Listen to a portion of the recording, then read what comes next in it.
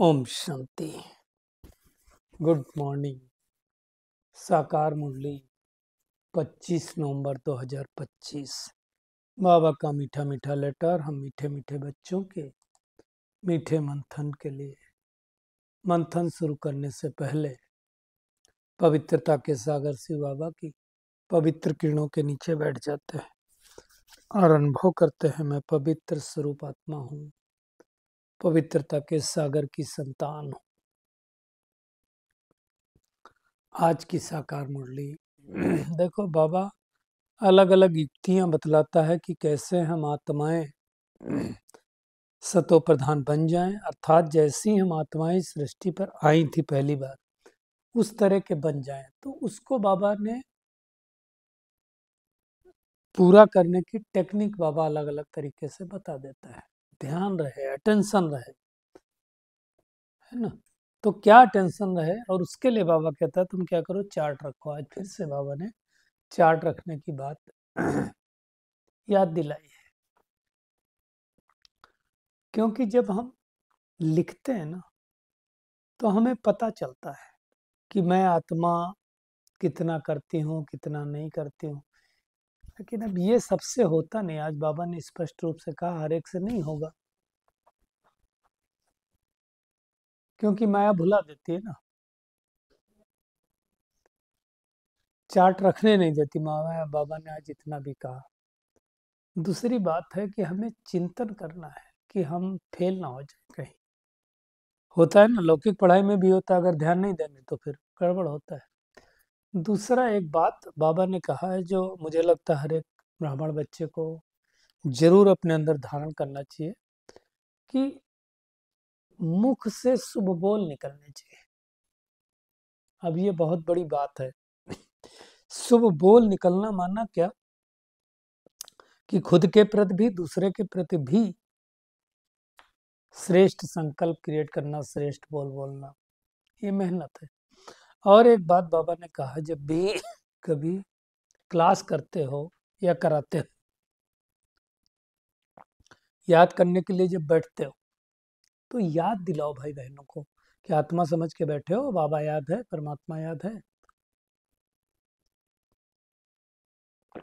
ये चीज अच्छी तरह से समझना कि अकेले आए थे, अकेले जाना है। 5 केले खाने की बात होती ना, मैं अकेली आत्मा परम धाम से अकेली आई हूँ, अकेले में बैठ करके मैं अकेली आत्मा अकेले परमपिता परमात्मा को याद करते हैं। तो जितना जितना हम उसमें रहेंगे। एक बात और बाबा ने कहा कि दुनिया में भले सत्संग होते हैं, लेकिन जो भगवान के बोल है वो कोई नहीं बोल सकता है, नहीं हो सकता। ये आप करके देखो। हालांकि बाबा ने साथ साथ ये भी बोला है कि ऐसी बहुत सारी संस्थाएं हैं उसकी तरह की खुलेंगी और खुल भी रही। हाँ, शंकर पार्टी, ये पार्टी, वो पार्टी, लेकिन बाप की तरह कहना नहीं आएगा।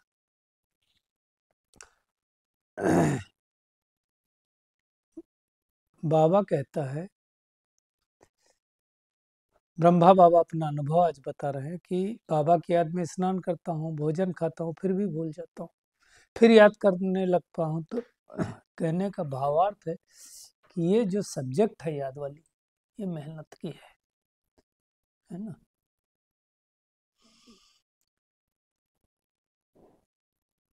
बाबा कहता है कि तुम जब किसी को सुनाओ तो केवल तोते मिसल नहीं सुनाओ, तुम्हारे अंदर से वो अनुभव झलकना चाहिए, है ना। और ये भी चेक करना है कि हम कितनों को रास्ता बताते हैं, अर्थात कितनों की अंधों की लाठी बनते हैं। एक और बिलीफ सिस्टम को बाबा ने चेक किया है कि असुरों और देवताओं की लड़ाई नहीं होती, न कौरवों पांडवों की लड़ाई होती है। इसको भी हम देखेंगे। और शरीर कैसे छोड़ करके हम चले जाते हैं, वो भी कहा। तो उसके बारे में भी हम देखेंगे। आज बाबा जी देखो क्या कर रहे हैं, तुमको मुख से शिव शिव नहीं रटना।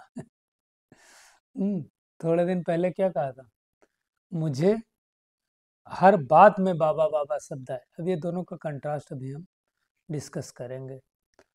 और नाम मान का भी त्याग करना, ये बहुत बड़ा त्याग है, इसको भी हम देखेंगे। चलिए, हम पहली बात कि हमें फुरना, वैसे तो भगवान कहता है फिक्र नहीं होनी चाहिए, बेफिक्र बादशाह बनो, लेकिन एक चीज का फिक्र रखो। वो कौन सी चीज है? कि हम कैसे सतो प्रधान बने। तो सतो प्रधान माना क्या? आत्मा के 7 गुण है: ज्ञान, पवित्रता, शांति, सुख, प्रेम, आनंद और शक्ति। ये 7 गुण है। अब ये 7 गुणों की जो आत्मा थी, अब धीरे धीरे धीरे धीरे उसके ऊपर कट चढ़ती गई और वो तमो प्रधान बन गई। अब उसको फिर से सतो प्रधान बनाना है। सतो प्रधान बनाने का तरीका क्या है? सतो प्रधान कैसे बनेंगे? सतो प्रधान बनने के लिए 2 ही चीजें हैं बाबा जो बार बार कहता है: आत्मा समझ के मुझ परमपिता परमात्मा को याद करो। यही तो बात है। और इसी को बाबा कहता है कि जब कहीं क्लास करते हो या कराते हो तो घड़ी घड़ी सबको याद दिलाओ, आत्मस्मृति की याद दिलाओ, परमात्मा की याद दिलाओ। क्योंकि ज्ञान मार्ग है ना, ये पहला पाठ पक्का होना चाहिए। और मैंने देखा यही पाठ बहुतों का पक्का नहीं है।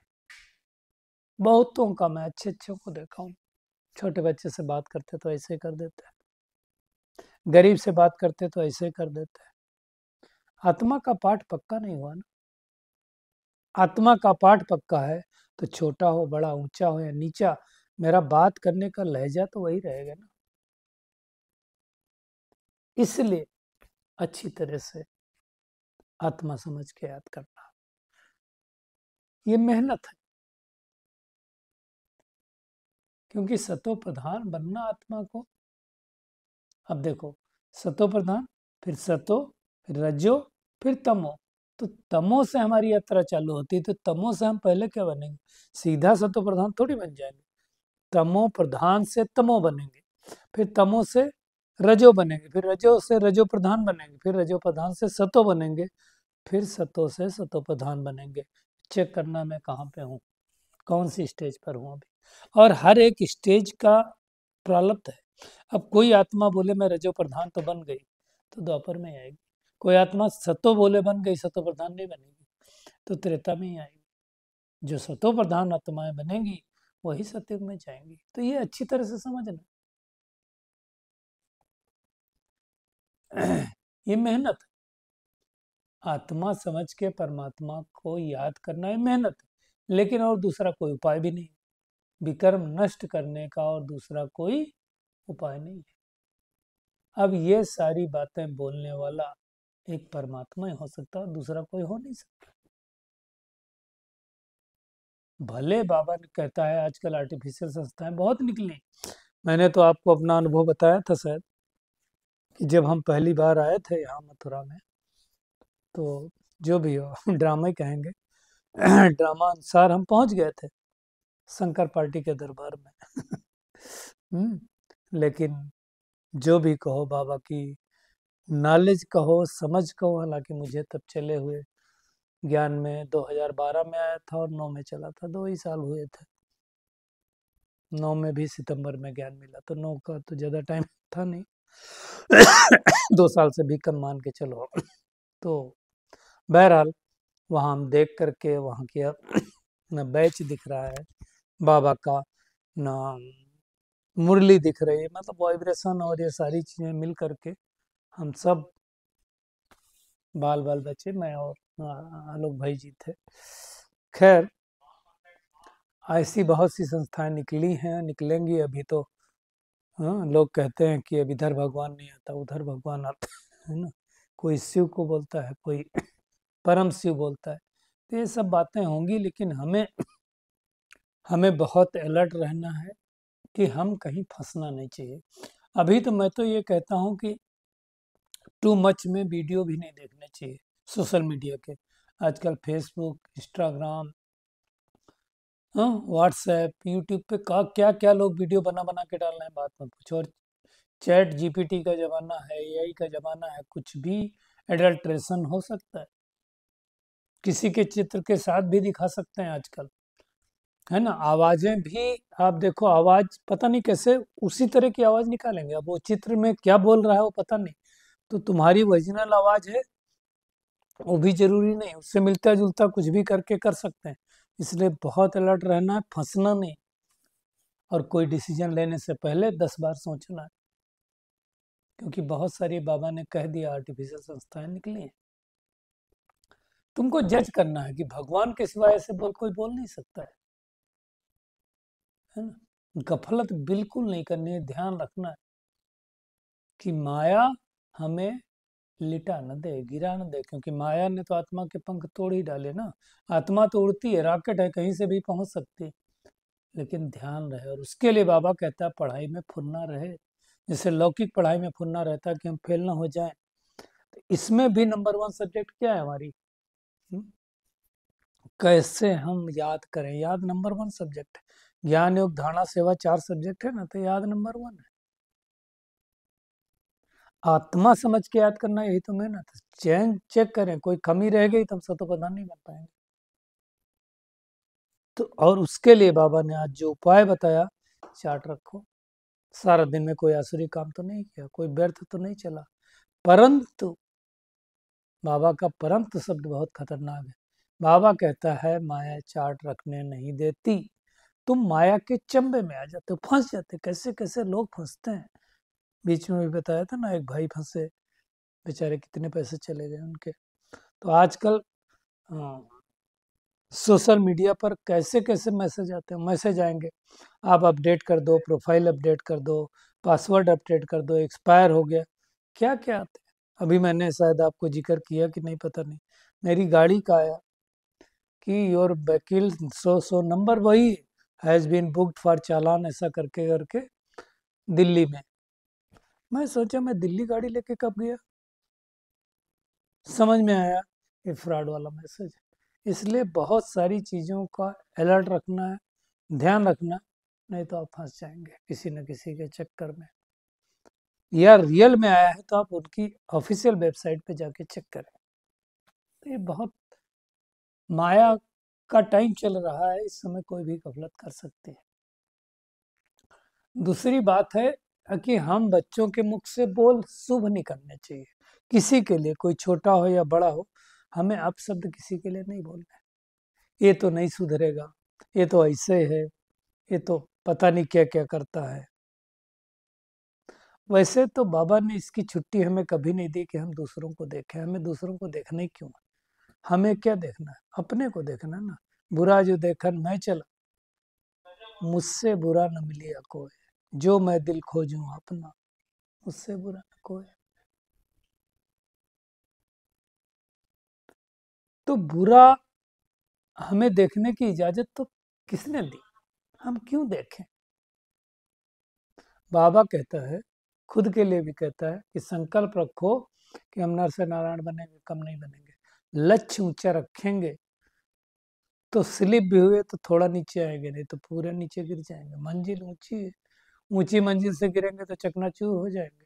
इसलिए खबरदार रहना, पुरुषार्थ करना। कई लोग फिर पुरुषार्थ करते करते, जो बाबा ने आज शब्द यूज किया, हार्ट फेल हो जाते। हार्ट फेल माना क्या, दिल शिकस्त हो जाते, मुझसे नहीं होगा।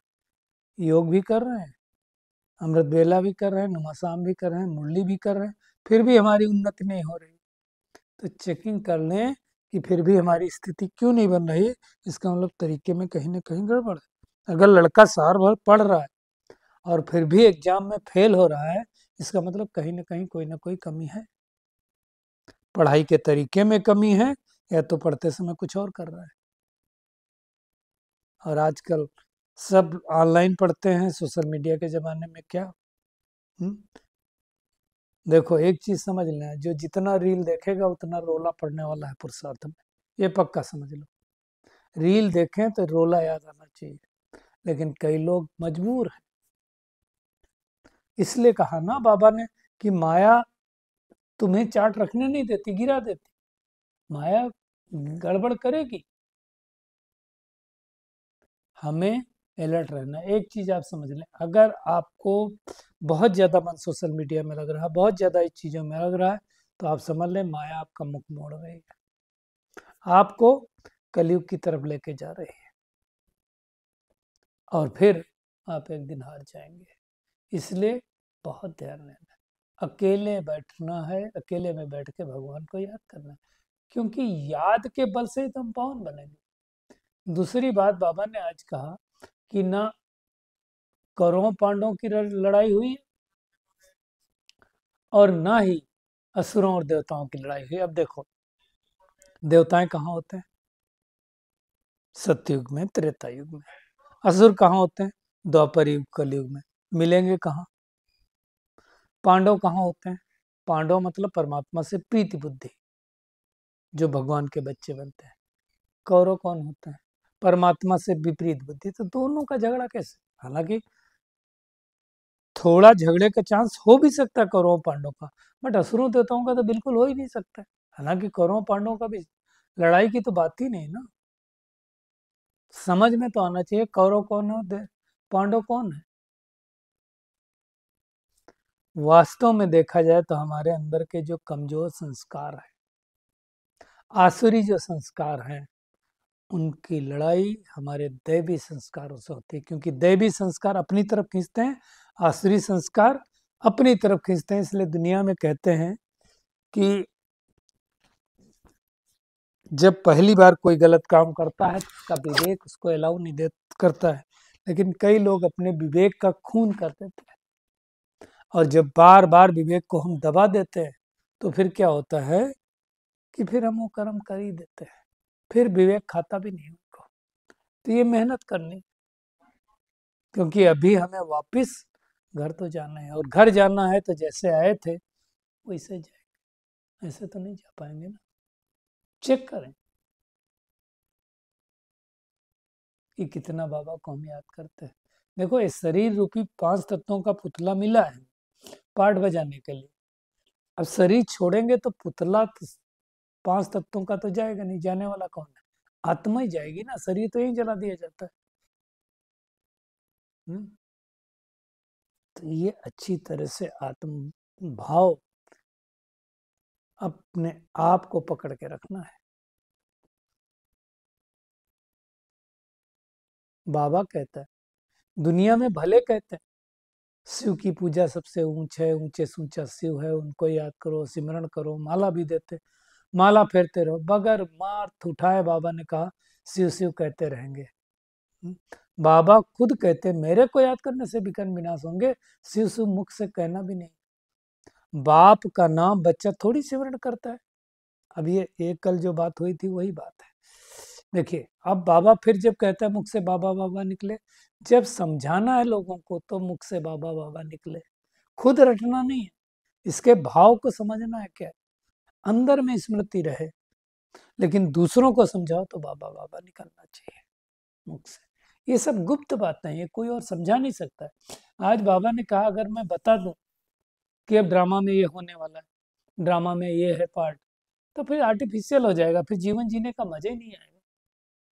इसलिए सीक्रेट ही अच्छा है। आप कोई मूवी देखने जाओ, अगर स्टोरी पहले से पता हो तो आपको मजा नहीं आएगा। तो ये सब बातें भगवान समझाता है। आज फिर से बाबा ने कहा बच्चियों के एग्जाम में लिखवाया जाता है ना गीता का भगवान कौन है, तो दुनिया के हिसाब तो श्री कृष्ण को लिख देते हैं। एक बच्ची ने लिख दिया, उनको फेल कर दिया गया। तो ये सब समझना। आज ब्रह्मा बाबा ने अपना अनुभव भी सुनाया ना कि भगवान मैं याद करने बैठता हूँ, तो क्या होता है, थोड़ी देर याद करता हूँ फिर भूल जाता हूँ, फिर अपने को याद दिलाता हूँ फिर भूल जाता हूँ। अब सोचो, ब्रह्मा बाबा खुद अपने बारे में ये अनुभव सुना रहा है, छिपा नहीं रहा। नॉर्मली कोई ऐसा बताता नहीं है। तो सोचो हम बच्चों के अंदर से याद स्लिप नहीं होती होगी, स्लिप तो होगी ना। आज बाबा ने एक बात और कही, भक्ति मार्ग में नॉलेज नहीं है, कर्म कांड है। क्या क्या कर्म कांड करते हैं और क्या क्या वर्णन करते हैं। और भक्ति बाहर से बहुत खूबसूरत दिखाई देती है, बिल्कुल सही बात है। कितने कितने अच्छे मंदिर बनाए हैं, क्या क्या सजाते हैं लोग, बात मत पूछो।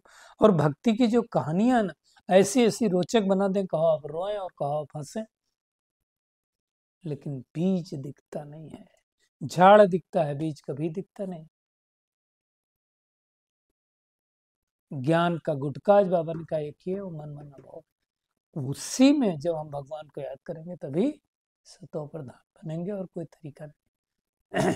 तोते मिसल नहीं। आंसर दे देना, नहीं, अनुभव पूर्वक।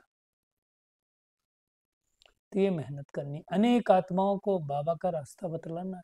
बाबा का रास्ता मतलब ईश्वर का रास्ता। पूछना है कि आज की डेट में अगर हमारा शरीर छूट जाए तो हम क्या पद पाएंगे। सोचो, भक्ति मार्ग में इतने धक्के खाए, इतना इधर उधर भटके, वही भगवान हमें विश्व का मालिक बनाने आए। ऐसा रहना चाहिए। और ऐसा सामने वाली आत्मा को समझाओ कि उसके बुद्धि के कपाट खुल जाए। खुद को निकालना है, समय निकाल करके बाबा को याद करना है। मियाँ मिट्ठू नहीं बनना है। बाबा कितनी बार मुरलियां बोल चुका है कि मियाँ मिट्ठू मैं एक ही हूँ। कई लोग मियाँ मिट्ठू क्या सोचते हैं, मेरे जैसा तो योग किसी का है नहीं, मेरी जैसी समझानी कोई की है ही नहीं, मेरे जैसा पुरुषार्थ कोई कहा ही नहीं, मेरी जैसी सेवा कोई की नहीं। ऐसा नहीं सोचना, ये अभिमान है। मियाँ मिट्ठू नहीं बन सकते। कई बार एक्चुअली क्या होना चाहिए, इसका तरीका क्या, फीडबैक लेते रहो दूसरों से। आप अच्छे हैं, ये आपके कहने से कोई नहीं मानेगा। दूसरे जब कहें आप अच्छे हैं तो आप अच्छे हैं। इसलिए फीडबैक भी लेना चाहिए। कई लोगों को फीडबैक नहीं लेते, फीडबैक लेने का फायदा है। आज के वरदान पे आते हैं। नाम और मान के त्याग द्वारा सबका प्यार प्राप्त करने वाले विश्व के भाग विधाता वो। देखिए, नाम और मान का जो आत्माएं त्याग करती ना, उन्हें सबका प्यार मिलता है। भगवान न नाम है, नाम तो जानते नहीं, नाम रूप से न्यारा कहते हैं, लेकिन गायन उसी भगवान का ही। जब कोई परिस्थिति आती है, भगवान, हे ईश्वर, हे गॉड, हे अल्लाह, उसको याद करते हैं ना। क्यों? भगवान को तो कुछ चाहिए नहीं, उसका भी त्याग किया। इसलिए बाबा हमें समझा रहा, तुम क्या करो, नाम और मान से न्यारे बन जाओ। मुझे कुछ नहीं चाहिए, कोई नाम मान शान नहीं चाहिए, तो सबके प्यारे बन जाएंगे। जो नाम मान के भिखारीपन का भी त्याग करते हैं, नाम मान भी क्या है, दूसरों से लेना भिखारीपन ही है ना, वो विश्व के भाग विधाता बन जाता है। कर्म का फल तो स्वतः आपके सामने संपन्न स्वरूप में आएगा। इसलिए बाबा कहता है, अल्पकाल की इच्छा मात्र विद्या बनो। कुछ नहीं चाहिए मुझे। कच्चा फल नहीं खाओ, उसका त्याग करो तो भाग्य आपके पीछे आएगा। ये बहुत बड़ी बात है। मेहनत करनी। कई लोग, अभी अभी मैंने सेवा की, मेरा थोड़ा निकालो ना, ये सब के पीछे पड़ना नहीं है। और परमात्मा बाप के बच्चे हो तो बुद्धि रूपी पांव सदा तख्त नसीन हो, इधर उधर नहीं। कोई भी सेवा के प्लान्स बनाओ, बनाते तो हैं, बाबा कहता भले बनाओ, भले सोचो, लेकिन क्या होगा उस आश्चर्यवत होकर नहीं, साक्षी बन करके देखो, विदेही होकर के सोचो। सोचा, प्लान बनाया, प्लान स्थिति बनाते चलो, क्योंकि कुछ भी हो सकता है ना, परिस्थिति आ सकती है, परिस्थिति रूपी बादल आएगा, लेकिन आप अचल अडोल होकर के खेल को देखते रहोगे अगर साक्षी अवस्था होगी। तो आज की पूरी मुरली का टेक होम यही है कि अपना और दूसरों का कल्याण करना है, पढ़ाई मेहनत से पढ़नी, फिक्र एक ही चीज का रखना है कि कोई कमी न रहे, हम सतो प्रधान बन जाएंगे। और ऊंचे संकल्प रखने, नीचे नहीं। अपना चार्ट रखना है ना, मियाँ मिट्ठू नहीं बनना, याद का बल जमा करना है, कोई असली काम नहीं करना है, और नाम मान का भी त्याग करना है। तभी हम भाग्य विधाता बन सकते हैं, खुद के भी और दूसरों के भी। और परमात्मा बाप के बच्चे हैं तो बुद्धि रूपी पांव हमारे तख्त नसीन होने चाहिए, और सच्ची दृष्टा स्थिति द्वारा ही परिस्थिति को देखना है। अच्छा, शुक्रिया मीठे प्यारे बाप दादा, शुक्रिया आप सभी का इस मीठे मंथन के लिए। अच्छा, ओम शांति।